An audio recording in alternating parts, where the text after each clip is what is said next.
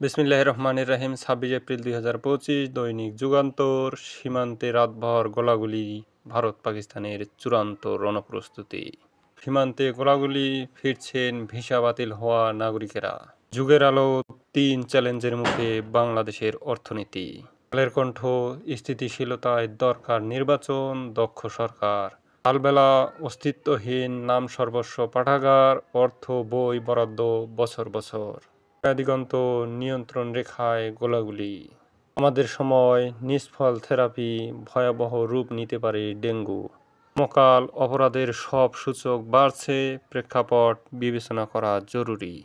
ইত্তেফাক, সন্ত্রাসের আশ্রয়দাতাকে ছাড় নয় বলল ভারত। পাকিস্তান বলে যুদ্ধের জন্য সৈন্যরা প্রস্তুত। কিলাব, অতিদারিদ্র বৃদ্ধির সংখ্যা, বিদেশি বিনিয়োগ এখনো শুধুই আশার বাণী।